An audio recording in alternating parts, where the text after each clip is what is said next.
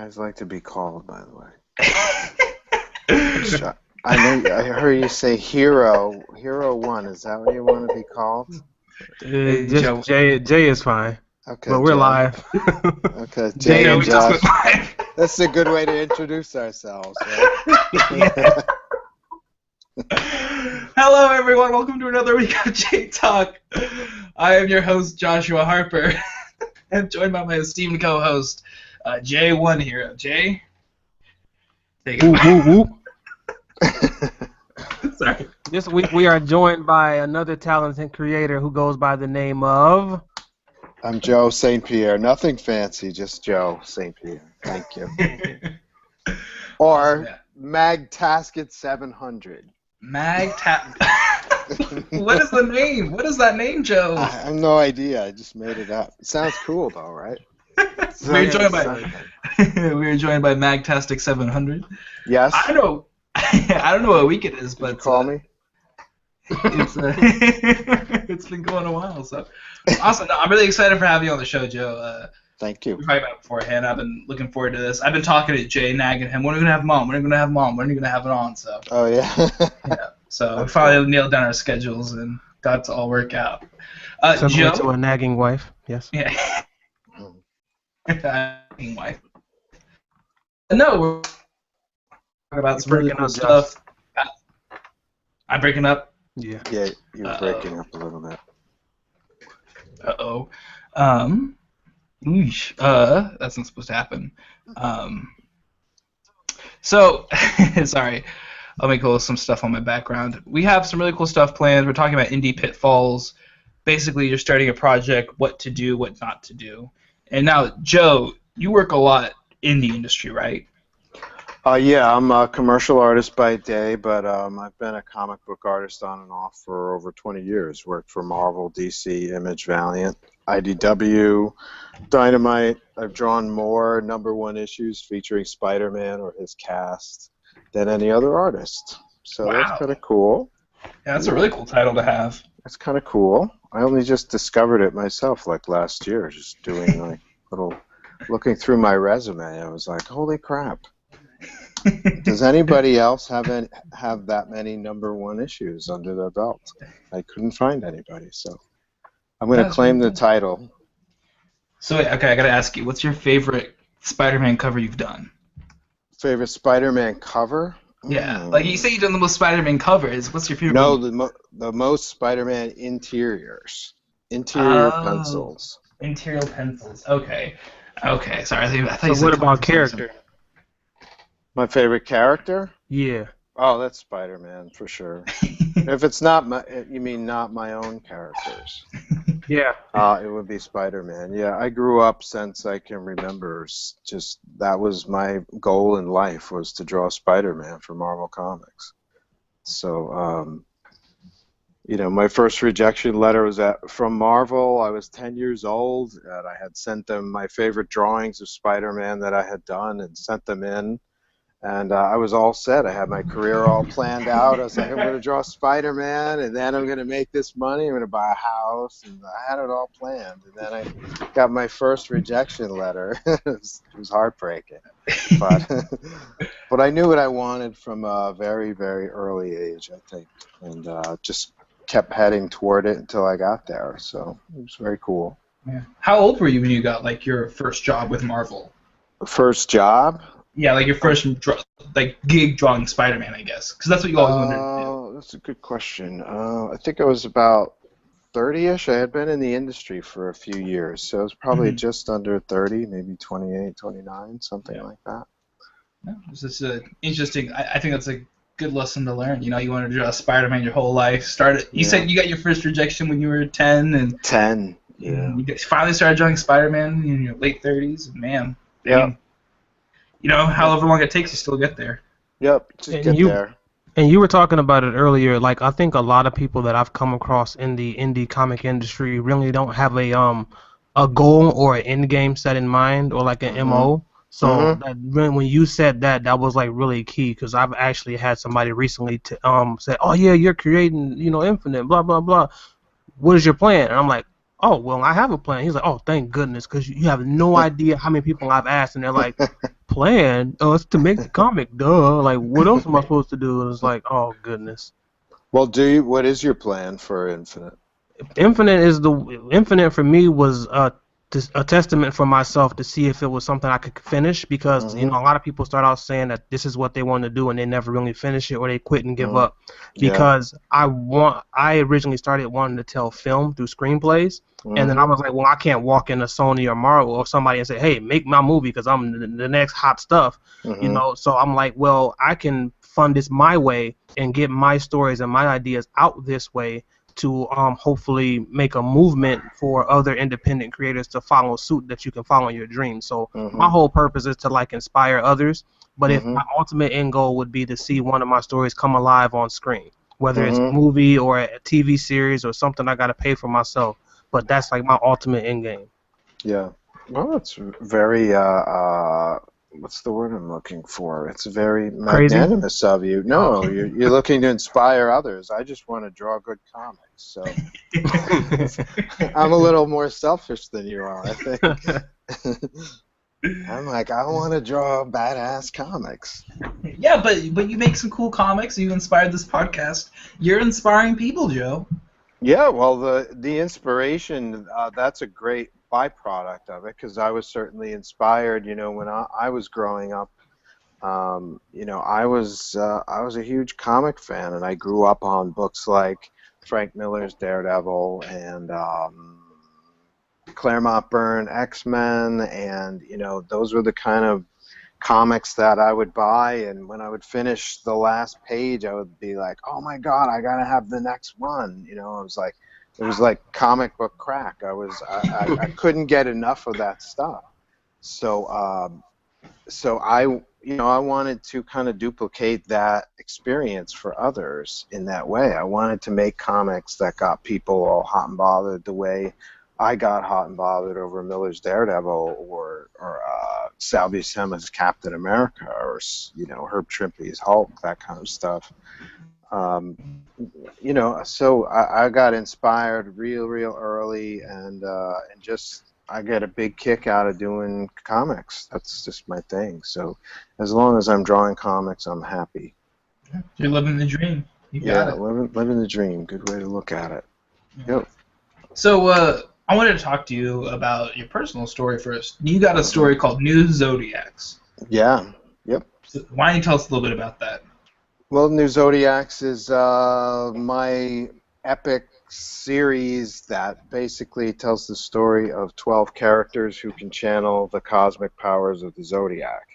So with each, I did a 4-issue mini. It ended late last year, and it introduced the first 4 characters in the saga. So each of the first 4 issues was a first appearance of a new character.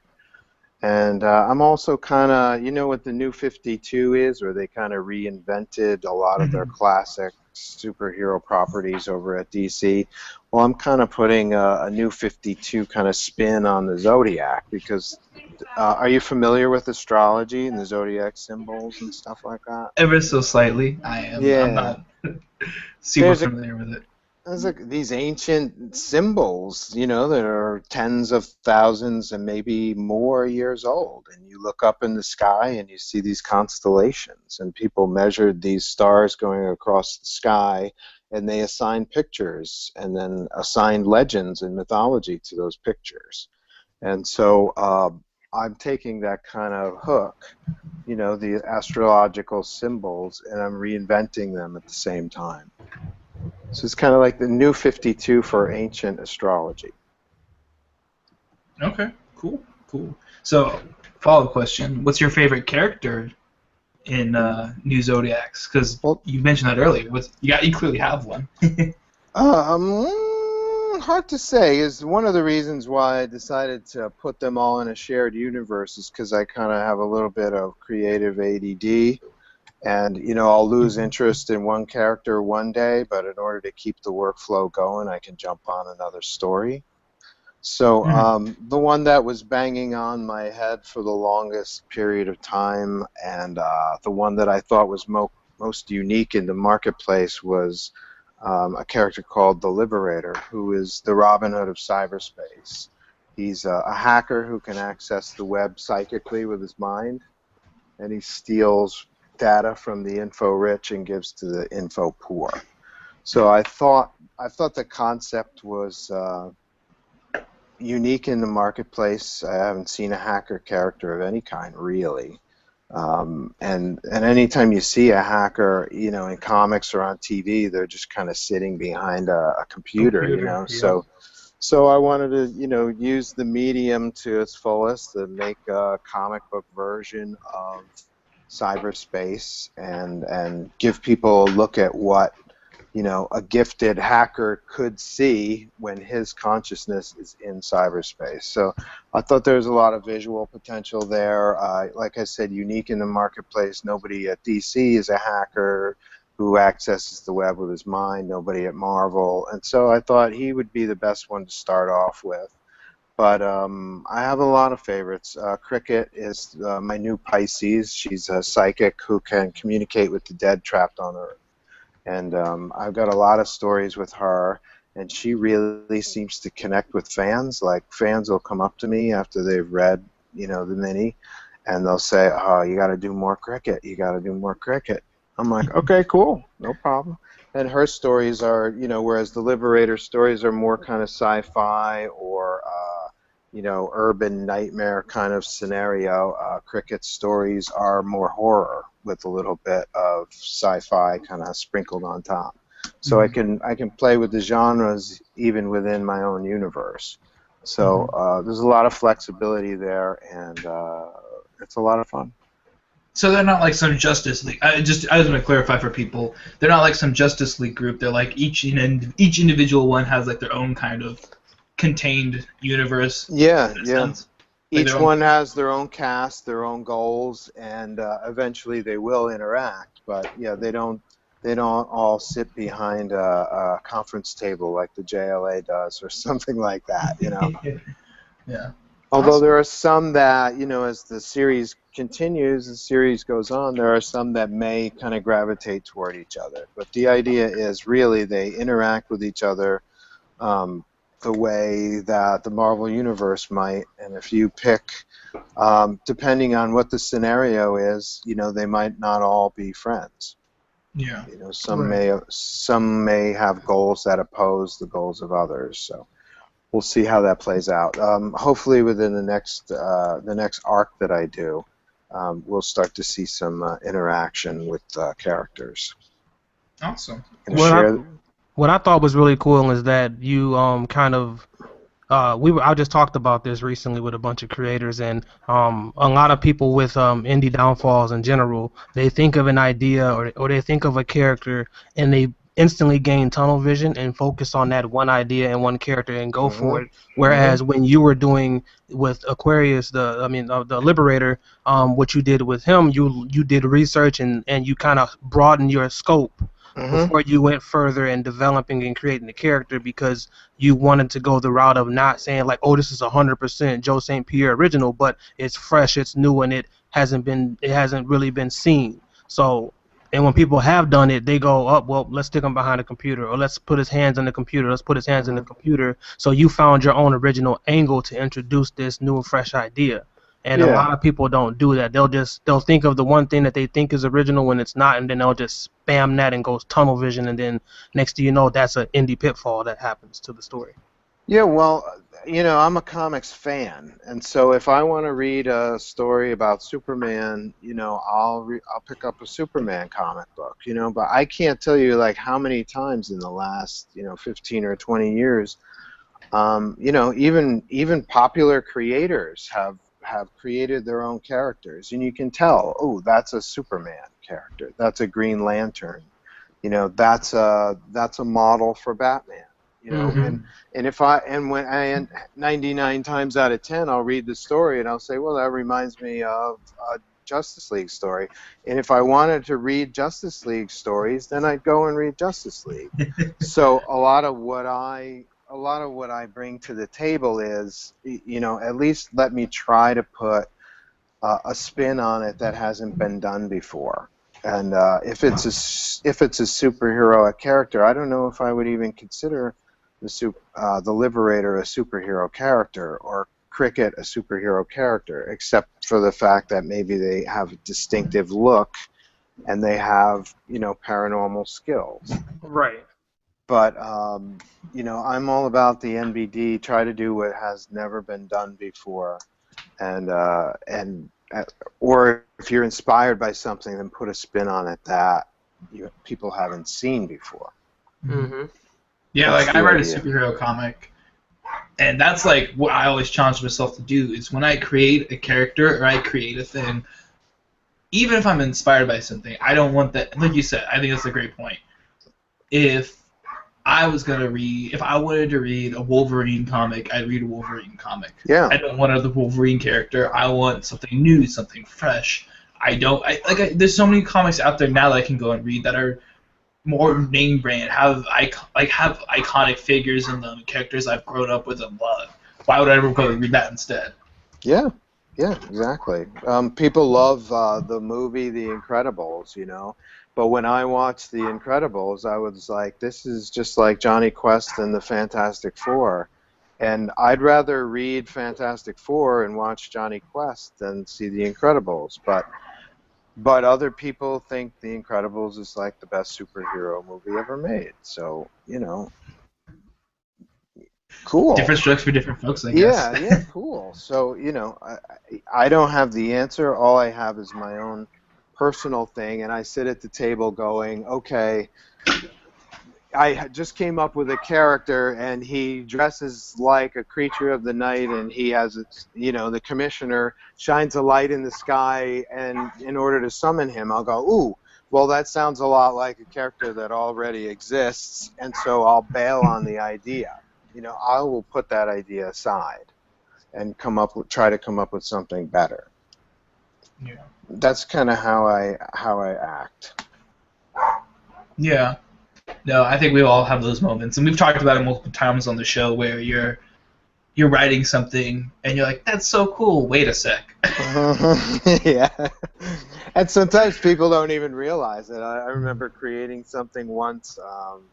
It was a guy who had a sword, and the sword was kind of sentient, and it kind of drifted towards people who were more powerful. So it would kind of possess a person, and then if a more powerful person came by, the sword would want to jump to that other one. And then lo and behold, that's the story for Lord of the Rings. And it was my brother at the time who was like, oh yeah, great idea, but it's been done. I'm like, oh geez, sometimes you don't even realize that, your great ideas are already been done. So You know what? If you were publishing it the same, like around this time in the past 5 years, someone might have called you a Thor ripoff.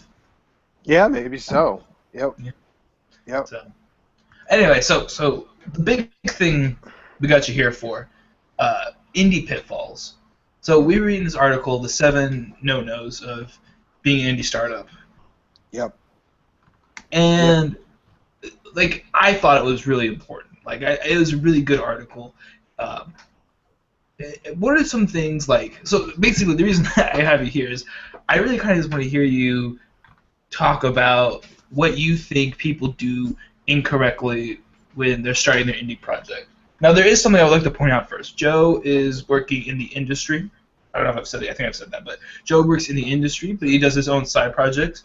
But you go more of the traditional publisher comic book route, right? Well, like I said, I came from the world of, my experience, my exposure to comics comes from going to the grocery store or the local supermarket and seeing the spinner racks with the comic magazines on them. And then later on from there, I would discover comic book shops, and they sold only comics or graphic novels. And so nowadays, there are just so many different ways to get exposed to the comic book medium. And so I got to confess I was a little bit hung up on that, comic book magazine experience. And I wanted to do 100 issues of New Zodiacs where, when I introduced you to the new Capricorn in issue 16, it would be a collector's item just the same way that X-Men '94 had the first appearance of the new X-Men. And so I wanted to create this kind of series where, you would have to collect all of the issues and get this great story. And that's just not how the industry functions properly anymore. Now, before we start talking about this, I have to say that, I'm basing all this on my experience, and other people may have different experiences, and I encourage them to share it either on your site or, on my Facebook page or something like that. Share your experience with your personal project, your indie project. Yeah, So, absolutely. when we start talking about my no-nos, that's again based on my experience, and that might not apply to everyone. But at the same time, I might be able to save everybody some time, because we've all got limited resources and limited time frames to function in, right? Yeah, time and money. It's Yeah, kind of like time. the thing I always say where you take your mess and turn it into a message for others. Yeah, yeah, that's a great way to do it. That's the best way to learn, is to fail. And if other people have failed or made mistakes or tweaked, found out that something else works better, I'm the kind of guy that would prefer to share that with other people so that they didn't have that experience. But, Absolutely. I so yeah, if you have any questions from there, let's go. I just wanted to put that caveat out there Yeah, that, absolutely. this is my experience. Yeah, absolutely. So one of the things I think that I really took away from your thing was you were talking about miniseries, and you've talked about it a little bit on the podcast already, uh, but you say in your article, which we will link below, by the way, you say in your Thank you. article that miniseries are dead, and this is after you've done one. Yeah, yeah. So what's the story behind that exactly? How are you approaching this? Well, the mini series is usually a 3 to 4 page or 3 to 4 issue storyline, right? And Right. usually the limited series is just that. It's if someone is saying, I'm going to tell you a story about this character, it's going to be in 3 to 4 chapters, maybe 6, and Mhm. or maybe 9 in the case of like Secret Wars or something like that. And Mhm. I just don't think that people, once they've missed the first chapter, will tap into the subsequent numbers. They'll just wait for the trade. Mhm. And so, with that in mind, if you've sold 10,000 copies of your first issue, your second issue, the retailers are invariably going to order half of what they ordered for number one. So Mhm. if they've ordered 10,000 copies of your first issue, you're going to get orders for number two in the ballpark of, say, 5,000 copies. Mhm. So with that in mind, again, they're going to order half of that number again for number three. Because people who randomly walk into a comic shop and they see limited series number three, they're not going to buy it because they don't have the first two chapters, right? Mhm. Exactly. Mhm. So there you go. So they're going to order, if they ordered 10,000 of number one and 5,000 of number two, your numbers for number three are going to go down by half again. So why would you're breaking your chops just as hard on number three as you did on number one, right? I mean, Right. nobody's going to say, ooh, I'm going to spend my creative effort on the first issue and then I'm going to have blank pages for the rest of the mini, right? You're working just as hard on issue three as you were on issue one, but that doesn't translate in sales for you. Mhm. So don't do that to yourself. Don't subject yourself to that half by half by half formula, because you're only hurting yourself. So I would say if you have a story that must take place over 4 chapters, put it in a GN, put it in a graphic novel. Yeah. Or another idea that I'm playing with for the future is release those digitally so you don't have to pay the paper costs of publishing. Mhm. Release the single issues digitally, and then go to a trade or a graphic, not hardcover or whatever package when the story is finished. That's what a lot of people have been doing. They'll like a lot of the writers, like because I follow a lot of writers because I'm a writer. I'm not the Mhm. artist, but a lot Mhm. of writers will fund. Like a one guy named Bob Sally who writes and creates the story called Salvagers. He Mhm. literally funded the first issue and he Mhm. put it up online for people to read, and then he took it to Kickstarter to get it printed. And then Mhm. every chapter after that, he just finished the fourth Kickstarter for chapter 5 to complete his first volume, but he literally went to Kickstarter every time each digital issue was done to ask for it to get printed, and he's literally funded his whole first volume through Kickstarter. So putting it out digitally for people to read is really the way to go, and a lot of people find success that way because it's like, okay, I can go back and read it digitally because it's easier to find, and then when I want the real deal, I can just buy the thing printed in, like you said, in graphic novel form at the end. Well, why didn't I meet you guys earlier? You could have saved me a lot of money, man. Jeez, you knew all this crap already. Yeah, I'd like to point Come out, on, like, man. Joe, I'm not putting you on blast here, but Joe didn't know about like any of the websites we know about. It was such a paradigm shift. Because Joe, you approach independent completely through like getting a printed physical copy. I've grown up ever since I wanted to be a writer and write comics. I have grown up making comics for online. Like that has been my end game, and That's it's awesome. yeah, it's an interesting paradigm shift talking to you about it. So, what was your first experience with comics? Do you remember it? Like reading comics, like physical Yeah. comics. I No, read. your first exposure to comics. You said it was online? Well, I grew up reading Sunday papers. I got tired of reading the Sunday papers because it was only 2 or 3 panels at a time, right? Right. I don't Right. know if kids still read Sunday paper anymore, but so I started getting stuff online with my like I found a bunch of websites. Like, we have websites now. Smack Jeeves, that's a popular one. Uh-huh. In 2011, there's a big one called Manga Magazine. That's where it kind of really started getting into the indie scene for me. Of like, Uh-huh. you had independent creators putting heart and soul into work, like how you kind of put in work for New Zodiacs. Yeah. And So that was my you big. so in other words, you had a computer, like say in your bedroom, you were tired of reading newspaper comics and you somehow found online comics on your computer. Is that right? Do I understand that right? Yeah, when I was like in the early to mid 2000s. Yeah, that's, what are you, like 15 I'm years 20. old or I'm something? 20. Well, that's so cool. So do you remember the first series that you were like really hung up on that you really Spider-Man. online?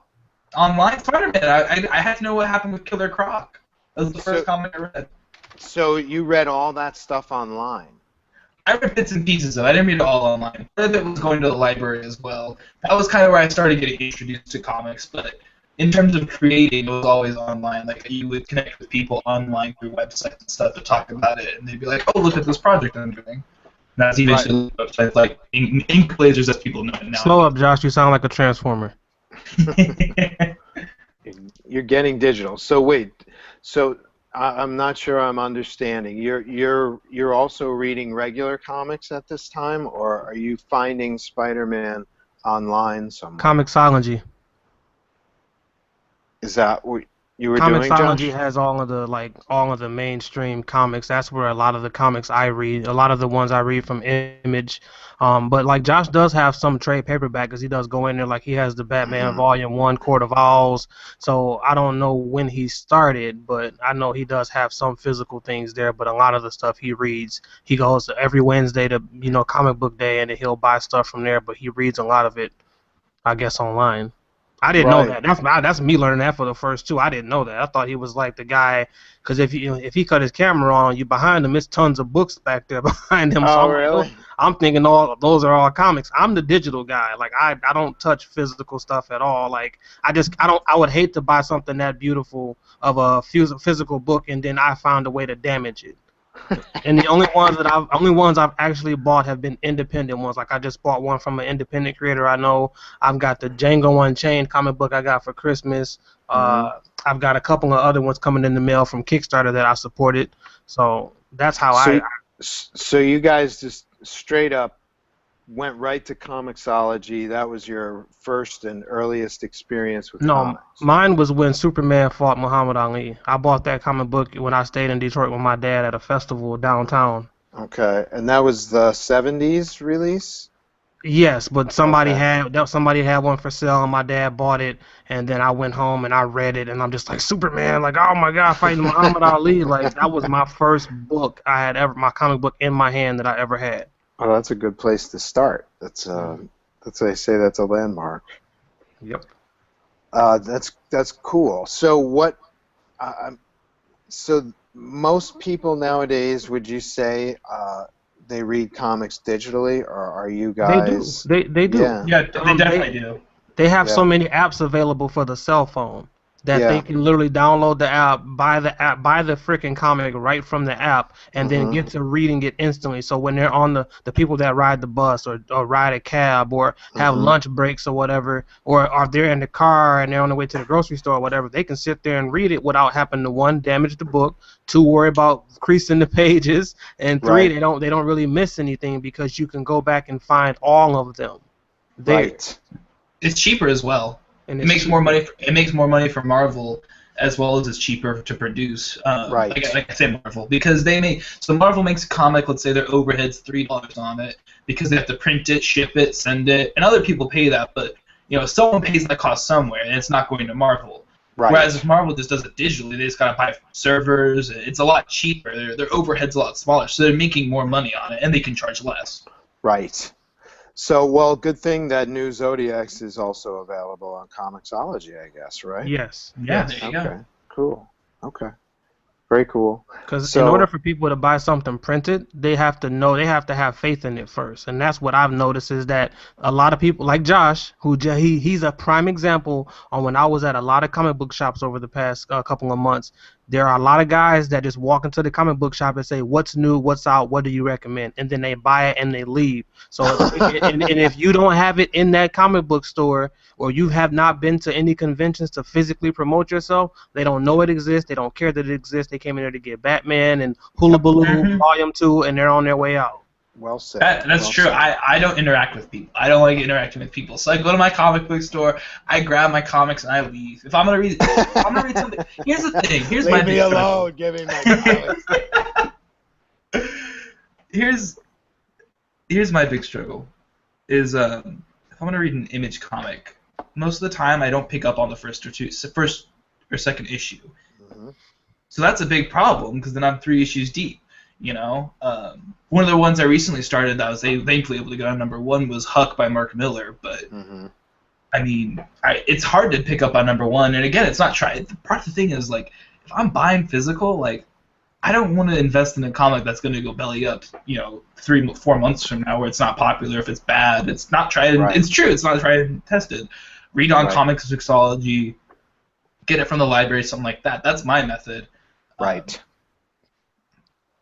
Because again, Makes sense. like Buy you the said, trade, you're not there right? for if you're not there for #1, you're not there at all. Right. So I guess it's a good thing that you can buy New Zodiacs as a trade paperback as well, then, right? For the Yeah. binge readers Then they among can us read all. it online. They can pay for it. They can pay for the cheaper route and read it Mhm. online. And then if Mhm. they're like, "Oh, dude, I did love it. I gotta read the rest," or Mhm. they can get to issue 2 and say, "Forget that. This is awesome. Where Mhm. do I find the physical?" And then Right. boom, that's where it goes. But a lot of people either go when they go for print, they go and saying, "I have the full volume done. Let's get it printed," or "Here's issue 1." Mhm. So that way you can have faith in it from here on out. If this Kickstarter is successful, and I go to these conventions while the Kickstarter is running and promote it, and people buy it, now they're on board for the full thing. Right. So what would your advice be for the next? I'm going to do another 4-issue arc of the New Zodiacs. Hopefully this year. We'll see what the schedule looks like. But would you recommend just going straight to a trade then, right? If you Just finish it first, yeah. Unless you don't, because that's what a lot of people have done. They'll like the first one. I'm talking about like the very very first time they start out. Mhm. They wait till it's all the way done, and they give you, like, for me personally, the only reason why my Kickstarter wasn't there because people are like, wait, this is only for chapter 5 and you got 2 more chapters after this? No, thank you. But if I would have went, but now if I go back now and say, look, here's chapters 1 through 7, the full volume, done and complete, paid for. I just need you to print it. People are gonna go, oh, I can read the story. I can read the whole first volume through and through. Here's Right. my money. Right. I think that's why I did a Kickstarter for the trade, and I think that's exactly why it was successful. I think you put your finger right on the point. Is that this is a story that's complete. You don't have to wait 6 months for the next chapter. You don't have to wait 2 weeks for the next chapter. You buy this product, and you will be satisfied with that one experience, right? Yep. You Mhm. read the book. So I think you really put the nail right on the head there, or whatever the phrase is. That, people don't want to wait. People aren't waiters anymore. They want instant binge material, right? So, Look at what Netflix is doing. Oh, you want Daredevil? Yeah. Well, here's the whole season. Sorry, we're not gonna make you wait. But you do have to wait a year for the next group of Exactly. 13, right? There is Yeah. a wait there. There is a wait, but you got a complete story out of it. You got a beginning, middle, and end. Right. So. Yeah. That's Even- another really key factor for a lot of independent creators. Like for me, I've noticed that there are a lot of comics that will rather release, like even digitally, when they're just releasing it for free for people to read, they still will release.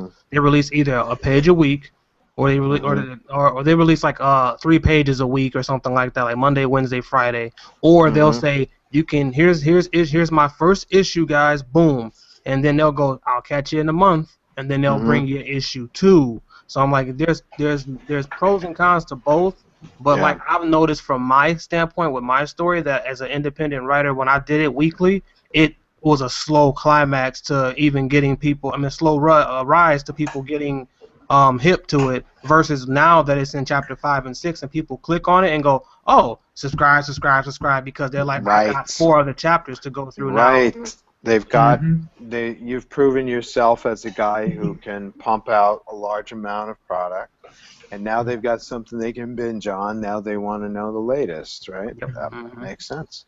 Yeah, I'm in that problem right now because I'm in my first. I read a comic called Dizzy, and I'm in the first few pages of that, and I'm just releasing it page by page by page.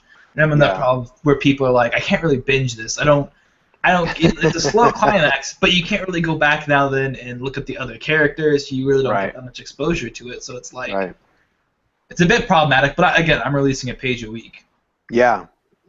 Well, there are ways to solve that problem as well. I mean, it might not apply to your specific situation or your story or your characters or what you're trying to say with that story, but the ideal way to consume a newspaper strip or a strip a week is you have to close an idea within that strip.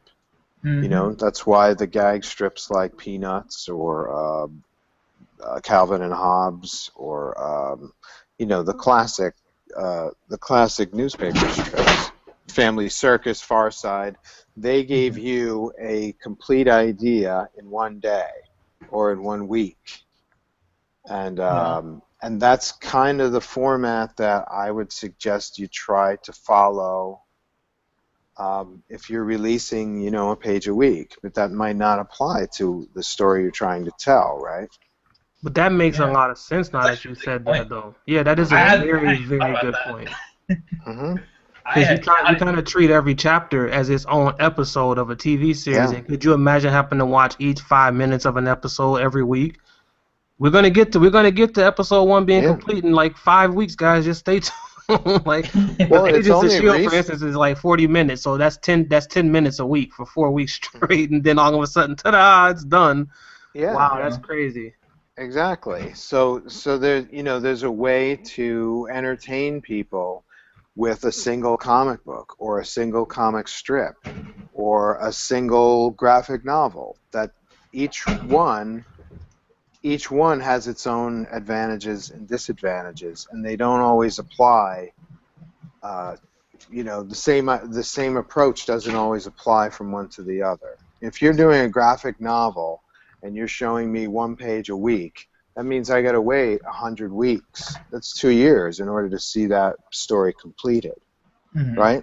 But Yeah. you can give me a gag strip every day that I walk away from and I laugh, or you reveal something fun about a character that makes me like that character.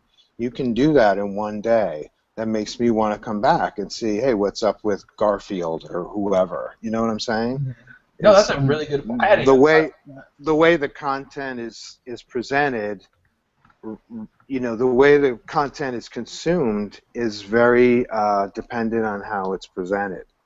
So if you're showing me a graphic novel and it requires 100 episodes in order to get any semblance of what the story is about, I'm going to wait until I can binge it, right?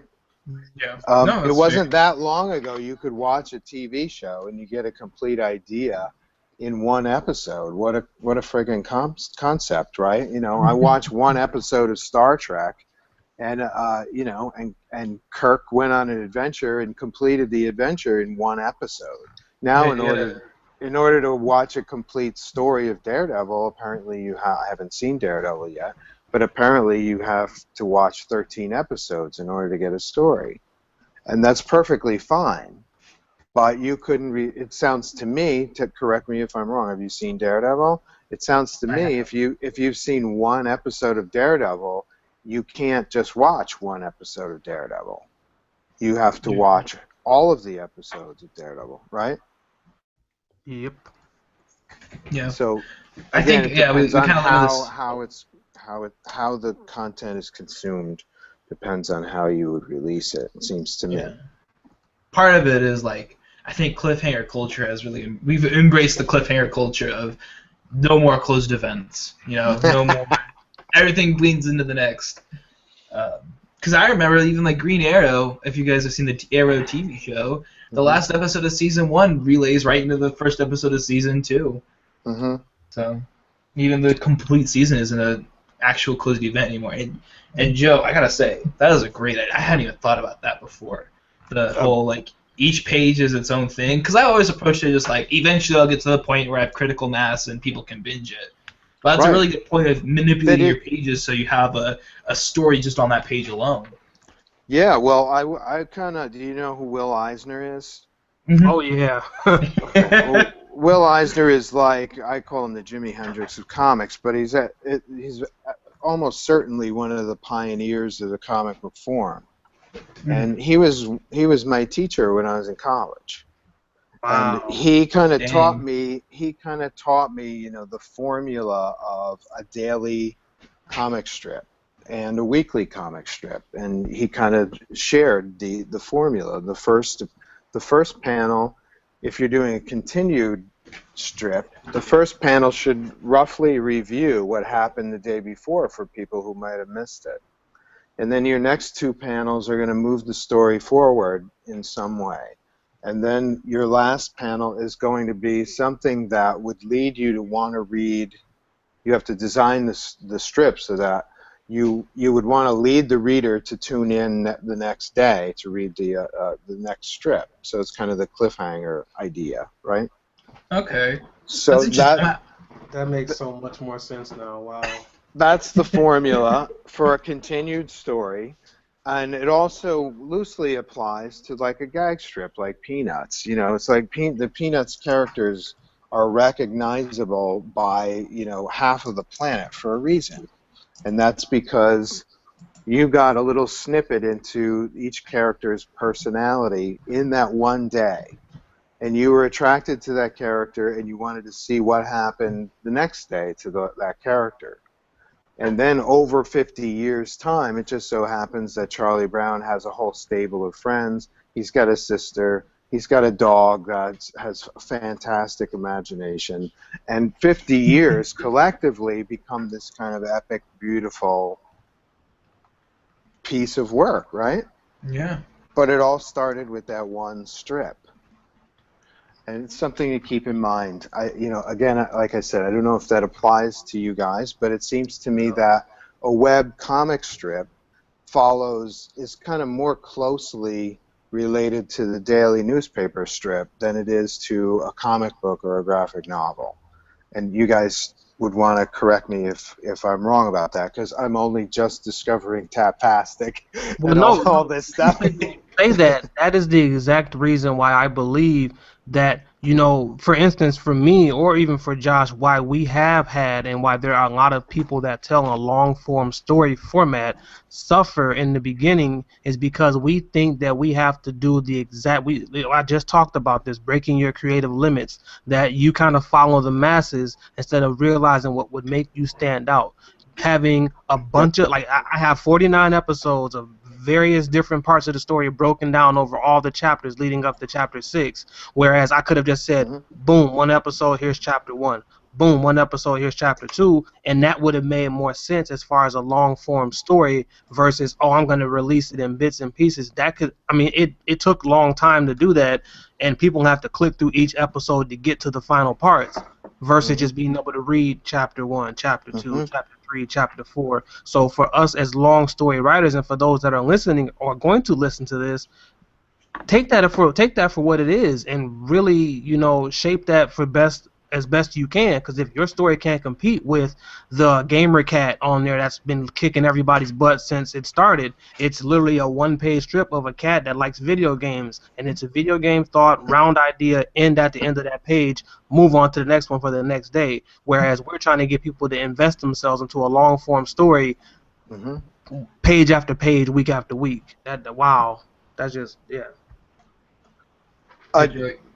yeah, I don't know if that helped or not, but No, but it's the long and short of it is you can do whatever the hell you want. But if you want people to get hooked on you right away, there are certain rules that apply, and they seem to apply not just in print, but also, in a digital web strip format. It seems to me that, you have limited resources and you have limited time, and make the most of that exposure. If you're going to tell a long form story about the Greek gods, or if you're going to tell a long story about say Thor, and you start with the creation of the universe, you're not going to get to Thor for 6 more months. So the idea is, if you got to pare down what your story is about and who the main character is, and you got to bring Thor right up to that front strip. You got to either rewrite your story, rethink your approach. You got to bring that main character right up to the front right away. You need to get him in touch with the reader instantly if that's your goal. yeah. So something to think about. And No, that's what I tried to do with the New Z. When I did the New Zodiacs, I tried to make every issue a special unit. Issue 1 was the first appearance of the new Aquarius. That was the Liberator. Issue 2 was the first appearance of the new Leo. That was the Lion character. He's 20,000 years old. He was buried in an inverse pyramid in ancient proto-Egyptian society. Okay. Issue 3 was the first appearance of Cricket. Issue 4 was the first appearance of the new Sagittarius, who was this giant volcano monster. And so I tried to introduce you to a character each issue to make each issue something special. Well, what I didn't do was I didn't tell everyone that you had to buy that you didn't have to buy all 4 in order to get a story. What I should have done was I should have numbered each one separately as a number 1 issue and called each one its own series. New Zodiacs, the Liberator, number 1. New Zodiacs, the Lion, number 1. New Zodiacs, Cricket, number 1. New Zodiacs, Multa, the volcano monster, number 1. That's what I should have done, because people, they want to get hooked right away. yeah, that's you're blowing my mind, Joe. Because see, I've always written under the context of it's time and effort that I'm putting in that one day I might not have. So I want each issue to have a beginning, middle, end. There's this whole overarching story towards the end, but each issue I create is going to be like a closed event, and you can read it and be done with it and put it down. Yeah, I never even thought about it. I never thought about applying that formula to just the pages. yeah, Oh yeah, absolutely, absolutely. And a lot of writers today will do that in mind. If you really sit down and break down what a lot of the better comic book writers do, they will. They'll do that within the comic book. They try to write each page so that you want to turn the next page, or read somebody a sci-fi author like William Gibson comes to mind because he was like one of my inspirations, but sci-fi author like William Gibson would intentionally, you'd finish a chapter and you'd be like, "Oh my God, I can't go to work today. I got to read the next chapter." So these guys, like the better writers, will intentionally design their individual units so that you want to read more. It's a cool idea, and you got to be really, really, really, really good to get the most people reading it. Hmm. But No, it's fun. It's that's a a fun great idea. challenge. Yeah, it's very cool. That's also just like there's the art behind the page turn too. Yes, that's the People idea. don't utilize that. The page turn, that's an art form in itself. Well, that's kind of what I was trying to explain. Yeah, you said it much better and much more briefly. The page turn. Yes, you write the scene so that you want to turn the page and see what comes up next. Yeah, I Kind of think. fun. We could talk Yeah, about this yeah, stuff all day long. yeah. Oh yeah, But absolutely. there's one other thing I wanted to talk about that you mentioned is, well, not that you mentioned by name specifically, but managing what energy you use when you're creating a comic. And I say that to say, like, you mentioned like variant covers, promotions, all these cool ideas, but like it's an exercise of managing your energy. How much energy you're gonna put into promotion versus a variant cover, you know? Yeah. So, like, what is some advice you have for managing your time and your efforts and your money better I would for say indie people? if you have money, hire someone to do promotion. If you're the creator, if you're just straight up the writer, like you guys are the writers, right? For Right. your project. Yes. So if you're the writer, you're going to have some extra time to do promotion. I was everything. I was the writer, the artist, the colorist, the letterer, the publisher, the editor, and the promotion guy. So you need a guy who's just on the phone, constantly talking to whoever. If you're a digital product, I'm not sure. Maybe the digital, maybe just trying to get articles or press. Uh, if you print out a magazine, a comic book of some kind, then you need to be on the phone with retailers across the country and overseas if possible. If you speak multiple languages, that's even better. But you need a guy or a person to do that, like full time. Mm-hmm. And I think that's where I kind of need improvement personally, because I I'm best suited drawing and creating at the table, and so I tend to my time and energy tends to gravitate towards that. But the promotional end is it's very often more important, if not if it's as important, if not more important than the product itself. So Yeah. need to do as much promotion as possible. How would you guys promote with a digital or a web comic? Can you think of ways that you could do that? So, That's like, one of the well, things we do is the podcast. I mean, this is, I mean, for so being your frank, podcast is a promotional tool, right? yeah, it That's is. I mean, cool. we do it for, it's fun. We like talking to people, and honestly, I'm learning a lot during this. That's cool. Every podcast in the bottom, you see the links to our work. But I was gonna say, so you're a little bit more subtle with it, because I listened Hmm. to a few of your episodes, and you're not like, hey, I want to tell you all about my story. Here it is, because that's what my podcast would be. My podcast would be, I'm now gonna read you the first issue of my book. No, but it's that's how I would approach it. Like a podcast is I'm able to talk about it. it gives me like I'm able to preference Dizzy, and that might get people to be like, "What's Dizzy?" I post Right. in Facebook groups, talk to people, hang out with Right. people, connect with people. Honestly, like that's a big thing that I've been having to get better at is connecting with people. As I mentioned earlier, I'm not a big fan of interacting with people a lot of times or in big groups, So but when you say connecting with people, you mean in person or online? going to conventions, going to my comic book Oh, store, doing cons. Okay. yeah, Cool. stuff like that. Just going and meeting people, and being like, "Hey, you make a comic, I make a comic. Let's hang out Hmm. sometime." That's You cool. know. That's cool. So is there ever a goal for you with Dizzy to have a hard copy, or are you perfectly happy with just a mega event online? I would like to have a hard copy at some point. Like I have a specific number of things I want to do for the series, Right. and I don't want it to be like something that goes on forever. I want a very small series, and then I want to get that printed. I want to get each issue printed. I'm gonna get a couple printed, and then like hold on to those for me, and in the end do a big like this is everything in one.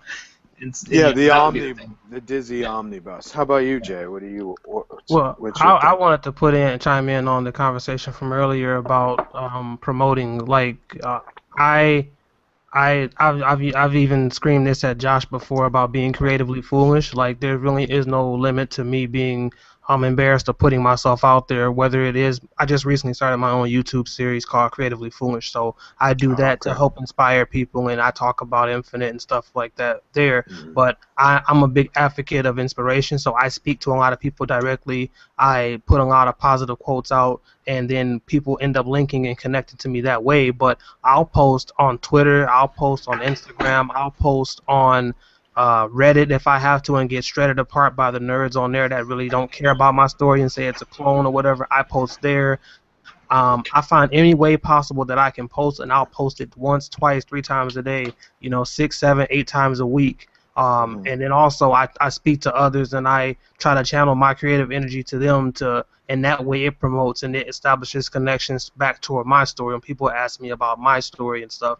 But Mhm. really, it's just been that the only thing I have not done, which I am going to do next year, is to hit the physical realm of things and meet people in person because Mhm. the only reason why I do the YouTube channel and promote the way I do is because that's what allows me to, spread myself out for people to meet Mhm. me and see me and engage with me. But Mhm. going physical, I think I can do a lot better by just being able to meet people in person and sell them on me because Mhm. that's what really matters is selling them on you, not the story, Mhm. because that's what establishes the connection. That's kind of like sales 101 since I'm a salesman. So Mhm. Mhm. that's why I'm like I think I could do a lot better even on top of that being physically in front of people. Right. So it sounds like you both, at some point, there's going to be a hard copy of Dizzy or Infinite in your future Oh, somewhere. it's So gonna yeah, be this year. Infinite is gonna yeah, finish this year. I'm gonna have it done, and I'm cool, gonna open up pre-orders for the cool. volume one. So that's definitely gonna happen. So then to come back to the promotional idea, yeah, you would need a person if it's not you yourself, because you finished writing the story or whatnot. You're going to need to speak to as many retailers as possible. Either just call them up on the phone, email. I find that email doesn't really work that well because you're probably getting screened or filtered or somehow. But a personal phone call works. And do the conventions and talk to as many people as you can. Just build a fan base at cons. My personal experience, I don't have the best experience with retailers at cons because they're busy and they're trying to do their thing.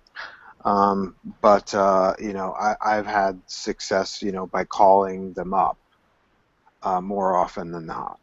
So sorry, I just want to ask, how many stores is New Zodiacs in across the country? Are you? I assume you're aware of some in some capacity. No, I'm not aware. You know, I have no idea. you I don't have no know. idea. No, I Okay. honestly don't. I honestly Like, don't. do you know how many people you've called to put it in the store, or you've talked to try to get the new Zodiacs out there? I know that I haven't called enough, but I've probably called maybe less than 20, but I should have called 200 or 300. Hmm. I really feel that way. And on top of that, to kind of maintain the relationship on top of that, and Hmm. not so it's not just one call to one store. It's relationship. It's like did you get these things? Just following up. And for me, it was something that I just didn't have the time for. And so I think one of the no-nos was one of my no-nos was producing the work while you're doing the promotion, and that fits right into that part of my experience was that, when I should have been calling stores to help boost the sales for issue 3, I was working on issue 4. So if I didn't finish my quota for the day on issue 4 would have fallen behind schedule. And so what happened was I didn't call the retailers that day. And so my suggestion is to finish your content. If you're the guy who's doing the promoting, if you're the person who plans on doing the promotion for your project, finish the project first. And then you'll be comfortable with it, you'll be familiar with the material, and you'll be able to sell it better. Or if you've got unlimited funds, hire someone to do that work for you. Or if you're the promo guy, hire someone to do the art for you.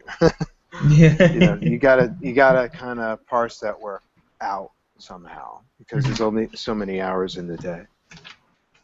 No, that's like a great way to approach it. So that's what I would say. Maybe start talking to retailers when you're halfway through your story. Mm-hmm. Start walking into your local retailers in where were you in Texas, San Antonio? Mm-hmm. So just kind of maybe create a flyer or something for the comic strip, and just get the local retailers, at least familiar with it, so that when you have your hard copy ready to go, they'll have seen it, and hopefully they'll have been impressed by it, and they'll order a few copies for you. Yeah. No, I honestly, for me, I've never approached it from that perspective of putting comics in a store until the past few months, because, excuse me, it's all online. For me, it's always been just like, I make a comic, I put it online. Why would I not put everything else online? It may not be necessary for you. Mm-hmm. For me, it definitely was. For me, like I said, I'm a comic book guy from when I was a kid. So I had to have. That was part of my goal. I had to publish comics, and so that's what I did. And I learned my lesson, and I'll rethink things in the future. Yeah, no, that's interesting. Again, like I never thought of putting it in stores. I think that's something that a lot of people probably overlook, and I think you're losing a huge audience, because like you hadn't even heard of Tapastic Joe. Like I think there's a bunch of good comics on there, and I'm not hammering you, but there's stuff that you've probably never been exposed to had we not showed you Tapastic. Oh yeah, absolutely. I'm sure there are people that don't need to do anything other than web, some kind of digital art comic. And I have no problems with that, and I would like to see those. I think you sent me a link to a few of the ones that you liked. Yes, sir. I'll have to tell you some more. Okay, yeah, lay them on me. When I get some free time, I'll definitely check them out. Yeah. No, but I think you lose a huge audience not being a part of that scene of the comic thing. Right. The comic scene. Right. And then I've been to shows where, I've sat at conventions. I've sat next to people who have had their own digital comic book, and then they took a storyline and they bound it into a graphic novel form, and they sell those at shows. And they're not in comic book stores. They just sell them personally at shows or on their website. You can certainly do that too. That's what I know. A lot of they'll like even when they're getting ready to launch the Kickstarter, or while the Kickstarter is going for a lot of them, they'll get a 10-page preview printed, or they'll get whatever they need to get printed of it, take it to conventions, set up shop, and then sell, or give it away for free. And then people go, holy crap, that's amazing. And then they'll go on the Kickstarter and go, oh, I can get the full thing. Buy, and yeah. So people try to do it that way to cut out the middleman, to cut out Diamond Publishing, Diamond Publisher. They try to cut them out and just go straight for doing it themselves. Some people have the ability to do that, if you got a nice team. And then some people are like, well, I'd rather just, get my stuff out there, and I'll go through Diamond or whoever I have to. And then only recently I've discovered, say, you walk into Barnes & Noble or a bookstore, and the graphic novel section there, again, talk about me not being familiar with the digital world. There are graphic novels that outsell the top comic books right now. There are graphic novels out there that you can't find in a lot of comic book stores. They're only in bookstores, and they outsell the biggest selling comic. What's the biggest comic now? Star Wars, maybe, or Batman? Yeah. They outsell Batman on a regular basis. Yeah. And so there's another world I'm only just starting to get familiar with. And those are straight up graphic novels. They're not digital or anything. So there's crazy. a lot of ways to get exposed to comics nowadays, which is a great thing. It's a great thing. Yeah. So it's just a matter of finding what works for you. Yeah, On I that think I know you gotta get going soon, Joe. So I think we'll go ahead and close it up here. Okay. But no, it was a great discussion. I think I learned a lot. I honestly we talk about how this is really for us just to have some therapy and to talk about our problems. But I seriously this one I learned you helped me a lot. So thank you for coming on. You're welcome. If you want to, send me some work in progress stuff, I'd be happy to look at it, or try to apply what we talked about to it, Yeah. Happy to help you guys out. We need more comics guys out there. Oh, for sure. A lot more independent stuff. Yeah, totally. Yeah. You got anything else you want to say before we close out, Jay? No. Fair enough. You're quiet today. If I did, no. If I did, I'd be able to, but it'd go longer than it needed to. So if I could just say, I've got I got a 4-issue mini. You can buy it on newzodiacs.com, and you could also buy it on Comixology, and you can also get the graphic novel. And I think the graphic novel will be digitally available on Comixology probably within the next few weeks. Ooh. So tune in for that. Awesome. Yeah. Yeah, we'll be sure to put a little note in our podcast when it happens. Just be sure to let us know. Oh, that'd be great. Yeah, I'll let you know when I know for sure. I know I got the email recently. I'm not sure what the exact day of release is, but yeah, I'll send you a note if that's okay. Yeah, awesome. Absolutely. Sweet. Thanks, man. This was fun. Let's do it again. So I'm your new co-host, right? Yeah, new co-host. He's a Joe. He is a J. He is a J. It's a triple J. Yeah, it'll still be J talk. Awesome.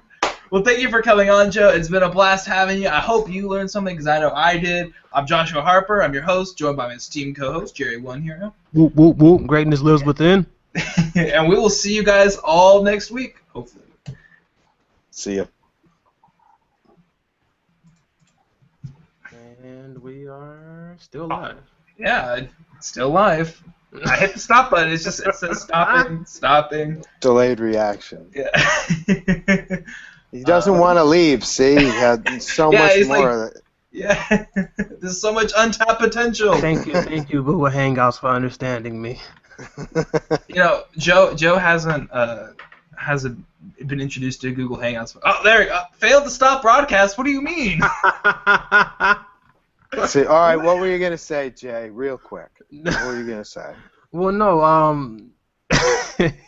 What I was pretty much gonna get at was that finding success as an indie creator, is it more rewarding to you versus it being working for a publisher? You mean being the publisher?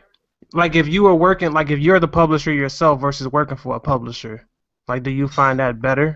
Well, I think working for the publisher, like I said, I had to wear a lot of hats, and I only had a limited amount of time. So would it have been cooler to have a publisher? I don't know. There's just a part of me that just said, okay, I want to do this. I didn't feel like waiting for anybody to approve of something or whatever. I can still pitch this at publishers, and I actually, when I have free time, I do plan on pitching the New Z to larger publishers to see if they can pick it up. But I got to say, if you've never published before, it's fun to try it. You'll certainly learn a lot. If I had a publisher now, I think a lot of work a lot of my time and resources could be spent creating instead of doing the publishing end. Right, which is So what goes back to that point of you saying don't do yeah, it all yourself. Like there's a yeah, lot of talented artists out there that try to do it all, and I personally witnessed that some of their story suffers in the beginning, and then it finally hits their groove later on because yeah, they're trying to do everything under the sun, and it's like I yeah, feel like some of the best stories come from the writer that's like, hey, look, I write, let me just write, and then the artist that's like, well, shoot, let me just draw. That's all. I yeah. love to just draw, absolutely. Yeah, yeah. And I mean, if I had the right publishing deal, I've heard some people didn't have great publishing deals. They had Oh yeah. that kind of workload taken from them, which frees up their time to be creative. But at the same time, for whatever reason, rights were transferred that shouldn't have been, or there's a fight, a battle because of over ownership and rights to publish and stuff like that. And so I have heard stories that, the short answer is if I had a good, solid, friendly publishing contract where everyone benefited from it, I'd like to try that. I think that'd be a Mhm. good idea. And I think, well, So, that's where, and that's why I think that on the digital platform is where a hmm lot of the creators have started to go to because they're like, yeah, if you won't give me the deal I want, or you won't let me publish the story that I want to really publish myself without you trying right, to water it down or cut it out, right, cut this out, right, I'll take it directly to the people, to Indiegogo or the Kickstarter, and say, here's what I want to tell. Either you guys like it or you don't, but at least I'm giving it my shot to do it my way. right. And that is the extra plus for self-publishing is you are your own editor.